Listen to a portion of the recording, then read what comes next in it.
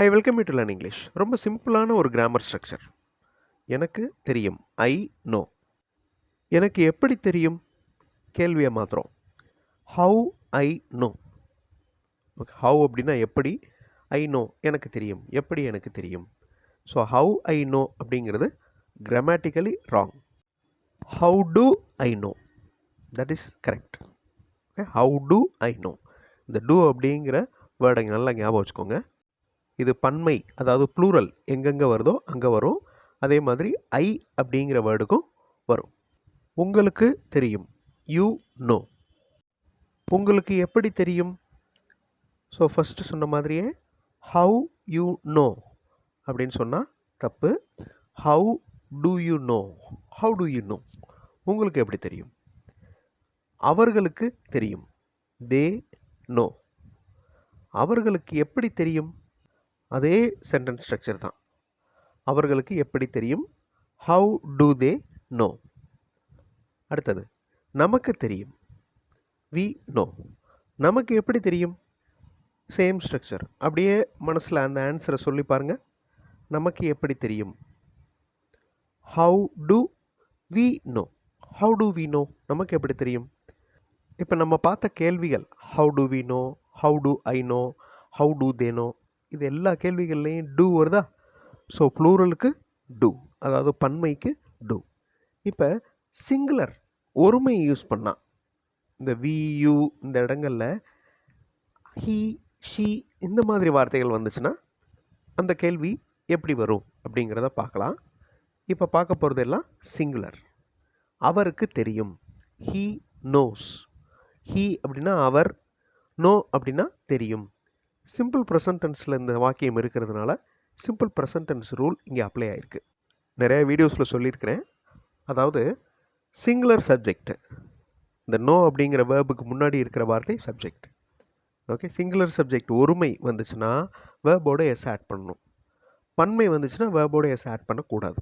இது simple present டென்ஸில் ஒரு sentence எழுதுகிறப்ப மட்டும் ஃபாலோ பண்ணணும் இந்த ரூலை. ஹீ ஈட்ஸ், அவர் சாப்பிடுகிறார். ஷீ ரன்ஸ், அவள் ஓடுகிறாள். இந்த மாதிரி. ஓகே, ஸோ ஹீ நோஸ், அவருக்கு தெரியும். அவருக்கு எப்படி தெரியும். இப்போ டூக்கு பதிலாக டஸ் யூஸ் பண்ணுறோம். ஹவு டஸ் ஹீ நோ, அவருக்கு எப்படி தெரியும். ஹீ நோஸ், அவருக்கு தெரியும். ஹவு டஸ் ஹீ நோ, இந்த இடத்துல நோக்கு பக்கத்தில் எஸ் வரல பாருங்கள். இப்போ ஹீக்கு பதிலாக ஷீ, அவளுக்கு எப்படி தெரியும். How does she know. She knows, how does she know. குழந்தைகளுக்கு எப்படி தெரியும். வீடியோ பாஸ் பண்ணிவிட்டு இந்த வாக்கியத்தை நீங்கள் ஃப்ரேம் பண்ணுங்கள். இங்கே டூ வருமா டஸ் வருமா, குழந்தைகளுக்கு எப்படி தெரியும்.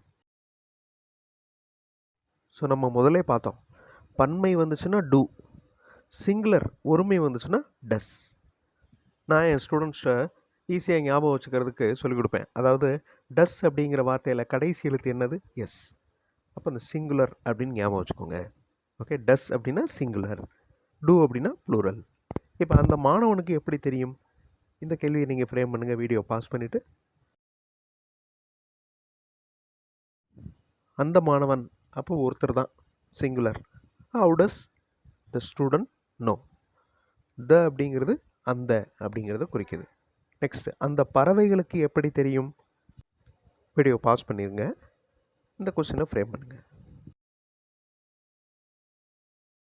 How do the birds know. Birds அப்படின்னா பறவைகள், அப்போ பன்மை ப்ளூரல். அந்த வயதான மனிதருக்கு எப்படி தெரியும். How does the old man know. Old man அப்படிங்கிறது சிங்குலர். ஓகே, ஸோ இதே பேசிஸில் தான் சிச்சுவேஷன் பேஸ்டில் இங்கிலீஷ் சென்டென்சஸ் ஃப்ரேம் பண்ணுறதுக்கு ப்ராக்டிஸ் கொடுத்துருக்கேன். அது இன்னொரு சேனல், தமிழ் வழி இங்கிலீஷ் சேனலில் இருக்குது. அந்த வீடியோ பார்த்தீங்கன்னா ஒரு சுச்சுவேஷன் கொடுத்துருவேன். அந்த சுச்சுவேஷனில் எப்படியெல்லாம் நீங்கள் இங்கிலீஷில் பேசலாம் அப்படிங்கிறதுக்கு ப்ராக்டிஸ் கொடுக்குறேன். ஸோ தமிழ் வழி சேனல், அந்த சேனலையும் பாருங்கள். அடுத்த வீடியோவில் இன்னொரு இன்ட்ரெஸ்டிங்கான கிராமர் பார்ட்டோட பார்க்கலாம். தேங்க்ஸ் ஃபார் வாட்சிங் and thanks for your valuable comments.